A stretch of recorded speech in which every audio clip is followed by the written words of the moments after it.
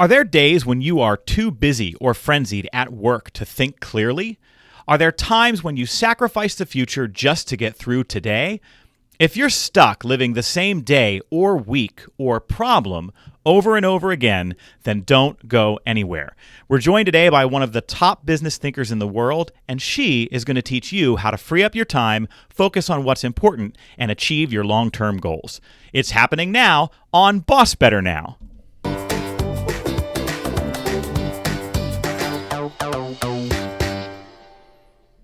You're listening to BossBetter Now. Please welcome speaker, author, and chronic list maker, Joe Mull. I do love a good list. Greetings, boss heroes, and welcome once again to the show that aspires to be food for the boss's soul. Every week we strive to fill up your boss cup with advice, humor, and encouragement so that you can continue to create the conditions for people to thrive where you work. We're celebrating this week for two reasons. First, our little show here recently cracked the top 25 on Apple's list of top management podcasts, which, that's pretty great. And it's thanks to you, so thanks for listening, thanks for sharing the show with others, and we're grateful that you keep coming back. The other reason we're celebrating today is because of my guest. Like most of the after-school specials we all watched as kids in the 80s, I'm going to start by announcing that this is a very special episode. By now, you all know how much I love getting to talk to smart people, and you're in for a treat because my co-host today is very, very smart. Dorie Clark has been named one of the top 50 business thinkers in the world. She's the author of 4 books, including Stand Out, Entrepreneurial You, and her newest, The Long Game, which just hit bookshelves last week. Over the years, her expertise has been widely celebrated by the Associated Press, Fortune and Inc. magazine, the Washington Post, and the New York Times, and she is a frequent contributor to Harvard Business Review. Dorie also teaches executive education at Duke University's Fuqua School of Business and Columbia Business School. And guess what? She's like me. She's a big fan of Broadway and the world of professional theater, so you know she's good people. Please welcome an expert at self-reinvention and helping others make changes in their lives, Dorie Clark. Hey, Welcome, Joe. my friend. How are you? I'm great. I'm so glad to be here with you. Thanks for having me. Well, I am thrilled that you're able to join us, and I'm really excited about this new book because there's so much relevance in what you're writing about with many of the challenges that our boss heroes, that's what we call our listeners around here, face in so many ways. And so the book is called The Long Game, How to Be a Long-Term Thinker in a Short-Term World. Why don't you tell us the story about how this book came about? Absolutely. We even have a book prop available. Look at that. This is my first and so far only copy. The publisher FedExed it to me on Monday, so I've been waving around my one precious copy. And you know what? No matter how many books you write, because we've each done a couple, there's nothing like taking it out and holding it in your hand for the first time after all that work. Am I right? Absolutely. It is very satisfying. But the reason, Joe, that I started writing The Long Game, I mean, I am in, I guess, the fortunate position that a lot of people now, they hear what it's about. The subtitle is, how to be a long-term thinker in a short-term world. And they say, oh, that's such good timing with COVID. Right. And I'm glad, I guess, that it's good timing. But literally when I got the contract for the book was February 28th of 2020. Literally the next day was the first case of COVID in New York City where I lived. And almost immediately, I signed this deal, and like one of the first people I tell about the book, and what it's going to be about, he's like, ha, long-term thinking. No one needs that anymore. Oh my. Oh no. But I like to think that the worm has turned, and that we are ready for long-term thinking now, because it went dormant for a little while when we all had to be reactive and when we all had to, just take all the things that the pandemic was throwing at us. But I think it is time now for us to reclaim control and say, COVID, you are not the boss of me. We are going to come up with our own plans. Absolutely. And so as you came into the planning for this book and before you signed the contract, what was going on in your world, or tell us about your experience that sort of shaped what this book became? So ultimately, over the past 5 years, I have been running an online course in community called Recognized Expert, where I've been working with a lot of professionals that are just looking to grow their platform, to get their ideas heard more widely, which is not always an easy prospect in a very crowded and noisy world like we have. And so over the years, both in my own experience building my business and then working with these like 600 people, I have seen a lot longitudinally about the struggles that people face in getting their ideas heard and making an impact. And one of the things that I kept coming back to that kept sort of striking me is, okay, this is a challenge that I want to help people get through, is that it seems like for so many people, smart, accomplished people, a problem that kept coming up is that, frankly, they wanted to keep changing strategy too frequently. There's this constant temptation of like, well, what now? What should I be doing now? What next? And, that's great. It's a good question to be asking ourselves. We don't want to be tying ourselves blindly to one strategy that we're fulfilling, thoughtlessly forever. But if you're trying to change strategy every 2 weeks, you will never get results because you never have time to get results. And so I wanted to write a book about that, how to apply the principles of strategic thinking, which, every boss hopefully is using in their business. Right. How do we apply that to our lives and to our careers so that we can be more thoughtful about the choices that we're making, and therefore hopefully are more likely to end up in the place that we want to be professionally? Well, and it's so applicable to anyone who is in a leadership role, because so many of these folks aren't able to play the long game. See what I did there? And I love this idea that we have to remind folks sometimes that, okay, you tried an idea for a week or two and you didn't get instant results. That doesn't mean it's bad strategy. That doesn't mean it's not the path to follow. Sometimes things take time to evolve, and if we can help people stay patient, stick to strategy, and see it through long term, they're going to get those better results. I know that one of the things that we talk with leaders a lot about around here is an expression that we hear a lot. I put fires out every day. I remember when I was writing my first book and I said, tell me about your job. I heard that phrase more than any other. And these leaders will tell you, they will acknowledge, I'm constantly reacting in the moment. I feel like I can't make time for the behaviors or the projects that have a long-term impact, whether it's on customer experience or employee engagement or workplace culture. What needs to change to help these leaders get out of these cycles of firefighting? Yeah, to your point, Joe, I think you've really put your finger on it. I wrote a piece in this month's Harvard Business Review and talked about this question because in the course of researching the long game, I discovered these crazy statistics. There's a pair that I came across. And the first one, which I think, most bosses, most of your listeners would recognize, is there was a study done by the Management Research Group of 10,000 senior leaders, and 97% of them said that the single most important thing they can do for the future of their company is strategic thinking and strategic planning. Like, okay, great. Pretty much everyone agrees, like, yes, this is a good thing to do. And meanwhile, there was a separate study done, and it showed that 96% of leaders said they don't have time for strategic thinking. And wow, it creates a real question mark, right? Like, how is it that nearly the same percentage of people who say that something is absolutely essential also say, gosh, I just don't have time to get to it? So we, as leaders, we are being pulled in a million different directions.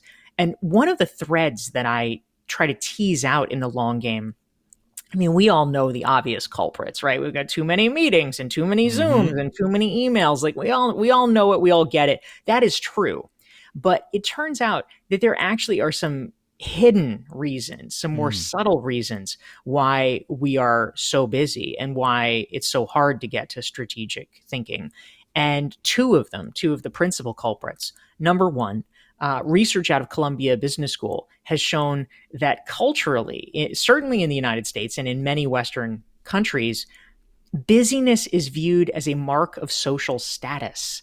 And so it's basically a way of saying without saying, I'm so in demand. Oh, I'm Yes. so busy. I'm Oh, I'm just wall to important. wall. That's Yes. right. You were needed. You were Yes. important. That is actually a tough thing to give up. The second reason is that busyness can be a form of anesthetic in some ways, Mm-hmm. because if we are in a situation where there are uncomfortable questions to be asked. Should I be doing this? Is this the right thing to do? Should we launch this? Should we not launch this? How I need X numbers. How do I get to those numbers? You don't know. Sometimes it's a lot easier to just keep doing the things you're doing rather than to ask those questions. Absolutely. We hide in our busyness. We avoid other things, maybe even going on in our personal lives, and we embrace the competence that we feel as a result of having an overwhelming schedule and to-do list. These are conversations that I think you get from leaders at all levels across all organizations, and that data and that research that you cite is important for us to acknowledge, because we have to figure out the antidote, because it's costing us, isn't it? Oh, absolutely. Yeah. I mean, what we don't want at the end of the day is to have performed excellently and diligently on the wrong things. That's Right. that's sort of the leader's worst nightmare. And when you talked about this idea of strategic thinking, and so many leaders saying, not was it 97% of leaders said that strategic thinking is the most important thing they can do for the future. Yeah. I think there are a lot of leaders, especially frontline and mid-level leaders, who they get no training in what it means to be a strategic thinker. They think that strategic thinking is the province of the C-suite or the vice presidents. So let's bring some of that down to that management level. What do you mean by strategic thinking, and how do I embrace it in my day-to-day work as a leader? Yeah, so this is a topic that I have spent a lot of time thinking about. Over the past few years, I've done a lot of work with LinkedIn Learning, actually, and I created a course called Strategic Thinking for them, which last year was the number 2 most popular course on the Excellent. entire LinkedIn Learning platform. Yeah, thank you. There's 16,000 courses they have. This was number 2. That's It has been amazing. seen by more than 1.1 million learners. So I really came to realize there is a hunger for knowledge and information about how we can be more strategic. Yes. But broadly speaking, Joe, the way that I define strategic thinking at a fundamental level is just, what can I do today that is going to make tomorrow better? That's really it. It's about planning for the future and trying to make smart decisions so that we're not. I mean, because in the moment, it feels good to just answer the emails, right? Because Yes. oh well, there's so many in the box, and I need to do it. Yes. But a year from now, I mean, unless somebody is like, hi, it's Ed McMahon from the grave. You won $1 Right. million. Or hi, it's Oprah. Will you come hang out with me? Mostly answering that email is not going to change your life. It's about doing the things that will help the future you a year, 10 years, 20 years from now.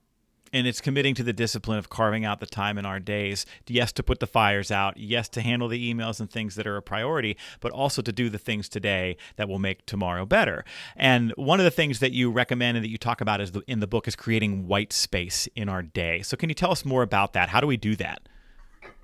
Yeah, absolutely. So when it comes to writing a book about strategic thinking, the place that I felt compelled to start was around the question of white space. Because the truth is, it's not that it takes a huge amount of time to do strategic thinking. It really doesn't. We're not saying, oh, you all need to go on a sabbatical for the next year. Wouldn't That would that be be nice? nice. Yeah. Yeah, but not necessarily very realistic.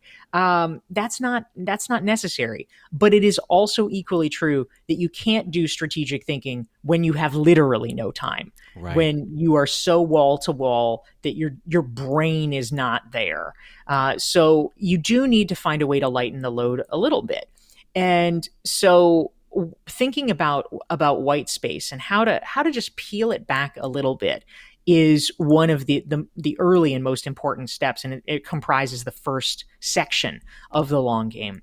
So I talk about things that are a little trickier, right? Like most professionals, if you get to a certain level, you've gotten decent enough at saying no to like terrible Mm-hmm. offers, right? But the problem where we often run into trouble is the middling offers, where we say, oh, maybe I should do that. I don't really want to, but I guess, maybe I'll need a favor from him one day. Yes. Like it's those things that are like the 5, the 6, the 7 on the 10-point scale that are going to kill you. And so we Yes. have to learn how to say no to those. And even this is the ninja skills. We have to learn how to say no to good things too. Even if it's an 8, even if it's a 9 sometimes, because even if it's a good offer, if it is not your strategic priority, Yes. then oftentimes we need to learn to say no so that we can accomplish what actually is your priority. And we have to learn how to make the business case back to the people who ask us for things that we have to figure out how to politely decline. I think that, your point about maybe I should say no to this because I could get a favor from this person, or there are a lot of politics involved in those yeses and nos in a lot of organizations. And I know that a lot of the folks listening to our show sometimes don't even feel like they have the option to say no because maybe that request came from my boss or somebody higher up on the org chart. And so what I've got to do is figure out how to say, I have to decline this, but you want me to decline this, and here's why. Because I'm not moving you toward your goals. We're not going to achieve strategic success together. All of the things we've been talking about here for 6 months or a year, they don't happen if I say yes to this. You don't want me to say yes to this. I imagine that someone who has their fingers in as many pies as you do, as an author, as a speaker, as a lecturer, has to say no to a lot of things. You have to do this yourself from other people in your orbit. What are the polite and diplomatic ways you have found to draw those boundaries and politely say no? Yeah, this is such an important question. And so in the long game, I actually suggest different scripts and different possibilities for people. But one strategy that I often like to employ, Joe, is what I'll call sort of a downgrading strategy, because there are standard things that people typically ask for. And, the standard ask is, I want your time. I want one-on-one time. I want bespoke information. And so if you want to help the person, like if you like the person, you have a good relationship with them, but it's just like, oh my God, I cannot take an hour to explain blah, blah, blah to you. Right. Then I think the question we need to ask ourselves is there a way you can still be helpful and thereby preserve the relationship, but just take their request and constrain it a little bit? So you could say, oh my gosh, Joe, I'd love to hang out with you. I am super slammed right now, but instead of us having coffee and talking about this, if you can email me the key questions you have about it, I can email you back responses, as soon as possible. Yes. Or if you say, Joe wants a catch up time and I am crazy slammed. Well, you take an event on your calendar that's coming up and you say, oh, it would be so nice to have dinner one-on-one with you, but I have an even better idea, Joe. I've got box seats to the Pittsburgh Pirates game. And why don't you come join my group, next Saturday, and then you can meet some cool people and we can hang out too. Yes. And then it's like, oh, it's even better. It's a value add, but it costs me nothing in terms of extra incremental time because I'm already doing that activity. Love it. And I hope everyone listening to this started to kind of identify some of those scripts and some of those different kinds of tweaks that you can make in order to go back to the person and still be of service to them, but in a way that doesn't blow up your schedule. Also, the example of the Pittsburgh Pirates is perfect because if you know anything about our Pirates, you know there are plenty of good seats available. Yeah, it's been a rough 20 years. Well, we're going to pause for a moment here, my friend, and you have graciously agreed to play along with a segment that we promise to all of our listeners every week. We call it the Camaraderie Question of the Week. All right, folks, as you know, bosses build camaraderie on teams by creating opportunities for coworkers to find things in common with each other. When teammates discover commonalities that have nothing to do with work, they access each other's humanity, and that increases team cohesion, performance, and resilience. So that's why every week we give you a question that you can use at meetings to facilitate connection and build camaraderie. And now, every time we have a guest like Dorie, I don't want to blindside them with the question, so Dorie knows that this was coming. I sent this to her ahead of time. Our question this week, Dorie, what is something you collect? Yes. So I have a two-part answer, Okay. Joe. So the part one answer is I can tell you when I was a kid, I used to collect baseball cards. What I can Ah. also tell you, part two, is that I live in New York City, in Manhattan, in a Manhattan-sized apartment. And so as an adult, I collect nothing. And Yes. instead, my hobby is assiduously trying to get rid of everything because there is not room for it. And in fact, I've implemented a procedure with a policy with my mother, who loves to get me things like, oh, well, you might need it sometime. I'm like, okay, now maybe once a year I might need a thing. Don't give me the thing. And if I need it once a year, I'll like rent it or something. There you And go. so we have a policy that she is not allowed to get me anything larger than a bread box without explicit prior permission. There's no knickknacks coming your way, right? There's not a lot of stuff that takes up valuable shelf space or storage space. Well, we have the baseball card thing in common because I was really into that when I was a kid. Do you have any left? Are they sitting in a storage unit somewhere? Are they in your mom's basement? Is there anything of value, or is that all gone and left in the past?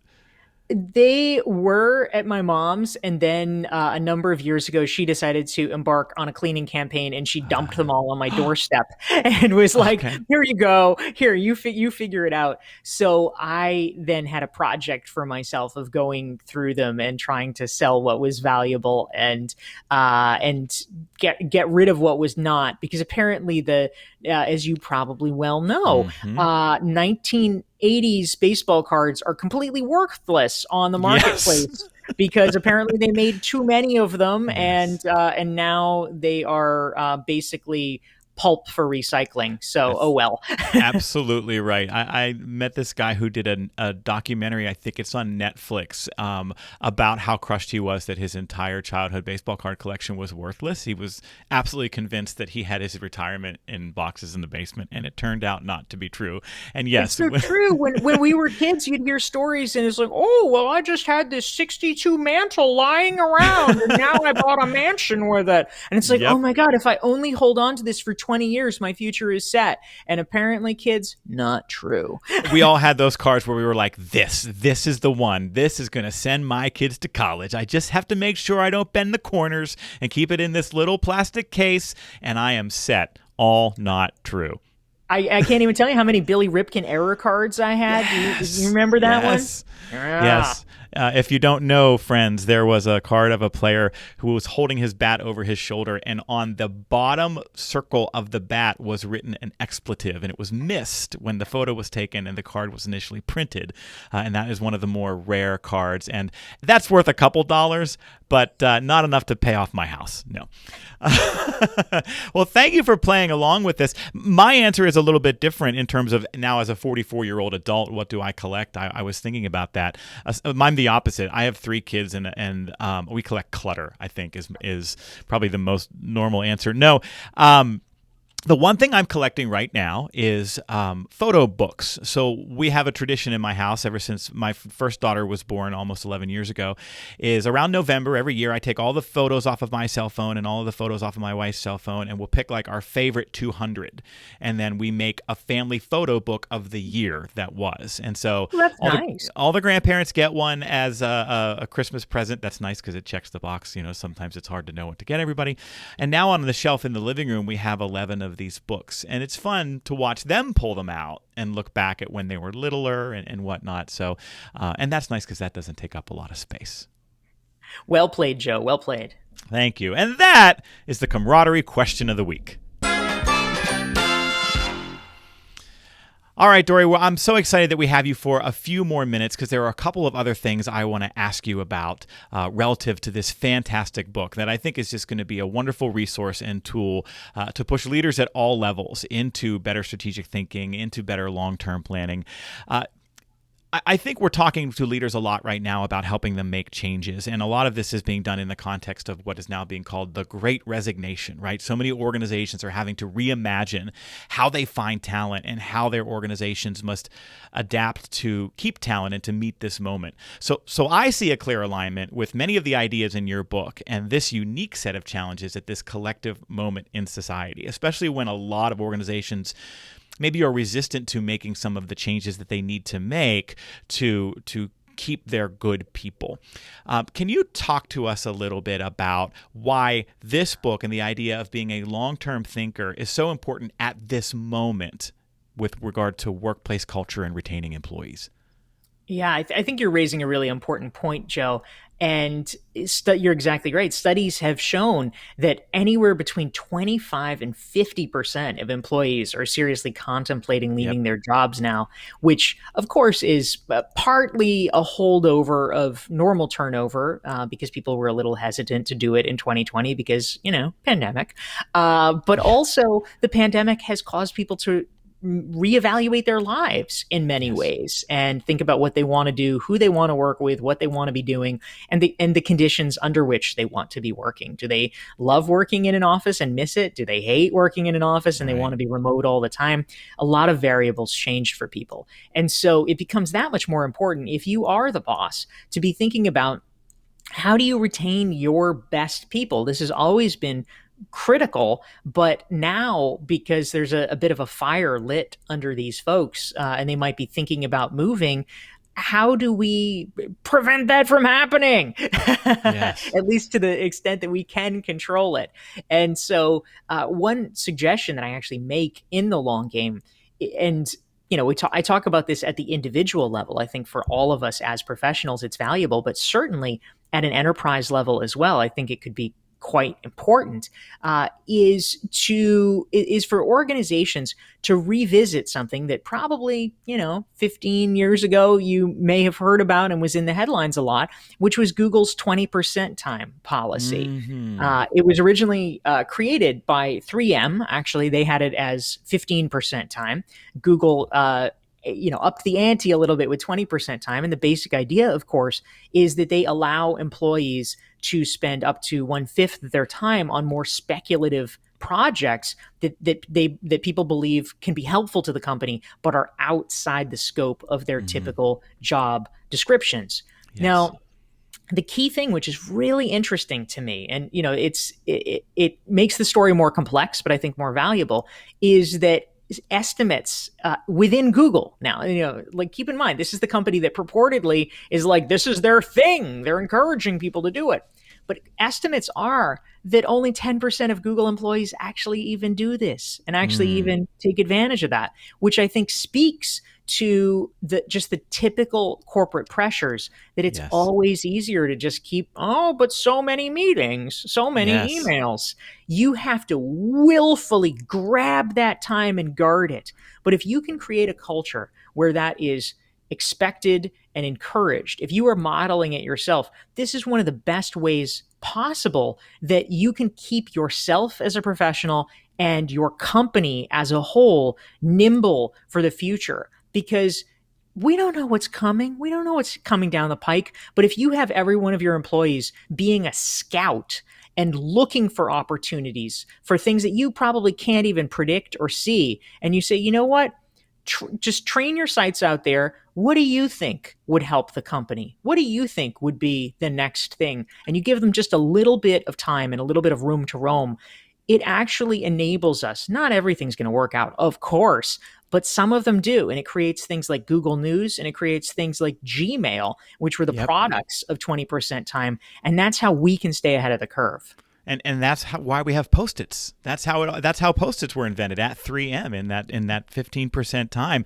And we know that kind of time unleashes people's creativity, which is one of the most psychologically important components of commitment at work. When I get to do things that light me up inside and are fulfilling in a way that activate my talents, it sparks me at work in a different way. And I end up being better on those back-to-back busy days. And I end up being better at some of those difficult conversations. And so you're absolutely right. It's such an important recommendation to help people find ways to pursue the things that are interesting and innovative to them at work.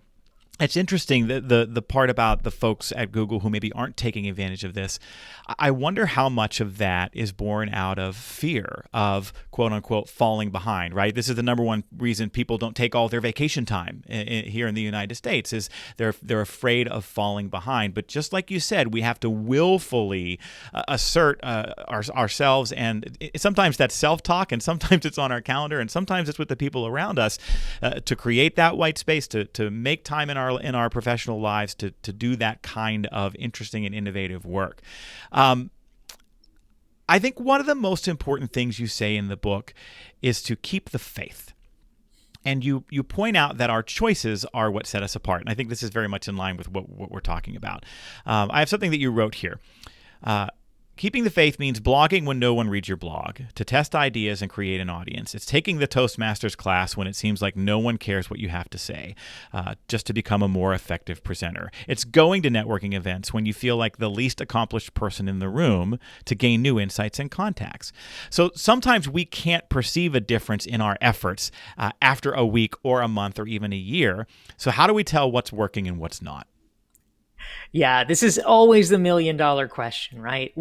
No one wants to be at either extreme. I mean, ideally, you don't want to be, the smart person that's onto something, but they quit too soon and they never see it. You also don't want to be the last person, clinging to the life raft saying, no, really, this could work.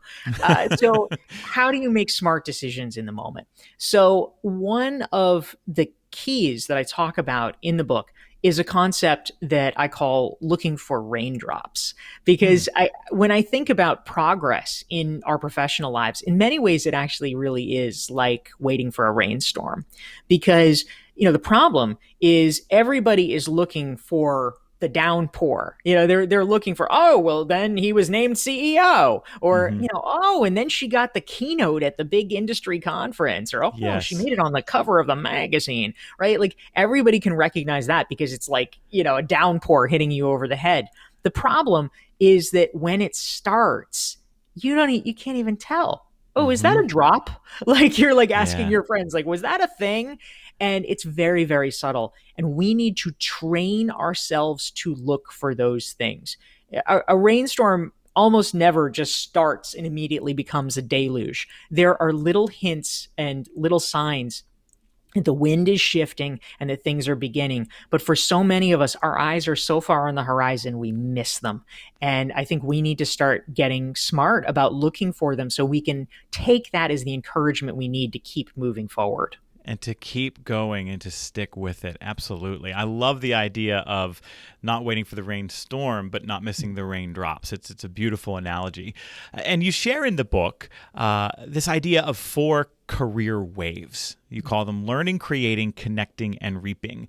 And you wrote this in the book. Like ocean tides, we need to learn to ride each wave and then transition into the next. Trying to hold on to a wave for too long leads to frustration and stagnation. But when you can absorb the lessons of each and then gracefully shift, it enables you to keep growing, developing, and moving forward. Can you explain a bit about each wave and what we should be doing in each of them? Yeah, absolutely. So when it comes to career waves, this is a concept that I talk about in the long game, because oftentimes when folks come to me as executive coaching clients or colleagues who are frustrated, they might be feeling like, oh gosh, I'm not making the progress that I want. Why is this not working? And a very common phenomenon that I see and that I talk about in this book is that people are working very hard. They're not wrong. They're putting in a lot of effort. But the problem is that they keep doing the same thing and expecting that is going to somehow miraculously turn into a career for them. When the whole point about a career arc is that you need to do different things at different times. And that can be tricky for folks because you need to know when to shift. And there is an art in that. So the way that I think about these waves that we need to learn to master, and over time we need to master all of them. First, of course, is learning. When you're new in your career, you're new in your company, whatever. A lot of it is really just taking in the information, like, how does this work? Who are these people? How do they relate to each other? We can all sort of make sense of that. But then at a certain point, too, it's like, okay, it's not that you've learned enough forever. That's also not true. Sure. But also, you can't just be this passive receptacle. At a certain point, you need to start creating. You need to start sharing your own ideas, making your own contributions, so people can say, "Oh, well, actually, she's making some sense. Like, let's give her a little bit more authority to do her thing." So we need to showcase that, so people actually get what you contribute. And then there's what I call connecting, because it's great to, be sharing ideas, but it doesn't get you very far if no one's listening to them. You need to build your networks inside your company and outside your company so that you have some amplification for what you're doing, so that when you're not in the room, you have advocates who are saying, "Oh, well, he's great. Definitely invite him to speak," or whatever. And then finally is what I call reaping mode, which is where, yay, you've done it. You've accomplished the thing you want. You've got some measure of success. But the really critical part is, of course, you want to take some time to enjoy it, but you don't stop there. You will stagnate if all you do is you just hit this plateau and you're like, "Well, I'm done now. I'm comfortable." That's not the way to make a career. That's the way to get yourself really pretty bored and frustrated. Yes. We have to keep cycling through, and we have to keep learning new things. Oh, beautifully stated. I keep thinking about this one stat, and I don't have the exact number because, we don't remember them all the time. But a couple of years ago, I remember reading some research from Gallup that talked about the most successful leaders are those who have a peer group of other leaders that they regularly spend time with. There was a percentage tied to it, and it's not coming to me immediately. But this idea that this as a factor in our success ties, I think, to some of all of these ideas that you're talking about. We learn from others, we create with others, we connect with others, and then we can reap in the ways that you're describing. And, when leaders get to practice and play on all four of those waves, not only does it positively impact their career, but it clearly impacts the long-term goals and success that they have with their teams and with their organization. I am so excited for this book, Dorie. You're doing such amazing work out there and pushing ideas out into the world that are so important for us all to consider and to spend time with. And so tell us, how can folks get their hands on the book, and how can they follow you and keep in touch if they want more information? Yeah, thank you, Joe, so much. It's great to have the opportunity to chat with you. Again, the book is called The Long Game, How to Be a Long-Term Thinker in a Short-Term World. It is available all the places one might buy a book. And additionally, if folks want to keep in touch and especially to learn more about how to apply the principles of strategic thinking to your own life and your own career, I have a free self-assessment, which is called the Long Game Strategic Thinking Self-Assessment. And folks can download it for free at DorieClark.com/thelonggame. Well, I am sending you a virtual high five. If you were listening to us on the podcast here on Apple Podcast or Spotify or Audible or Google, or if you were streaming with us on our BossBetter YouTube channel, you got to see Dorie and her bright smile and holding up the book. And so we're so excited that you were with us today. Really appreciate it, Dorie. For all of our listeners, we always welcome your feedback, your questions, your topics and ideas for this episode and for future episodes. You can just send an email to bossbetternow@gmail.com. And if you liked what you heard today, well, then we hope you will share this episode wherever you hang out online. We especially like seeing you share the show on Facebook and LinkedIn. So for now, thank you, Boss Heroes, for all that you do to take care of so many. We'll see you next time.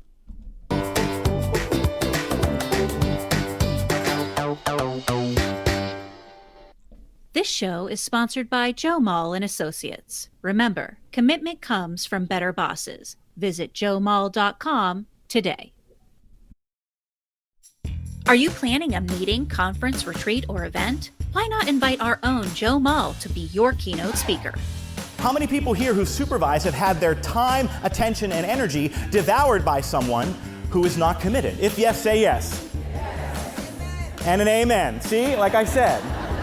Joe teaches leaders how to boss better and cultivate commitment in a way that is funny, captivating, and filled with takeaways. Do you believe that these people are coming to me and telling me that I'm sticking my nose in where it doesn't belong?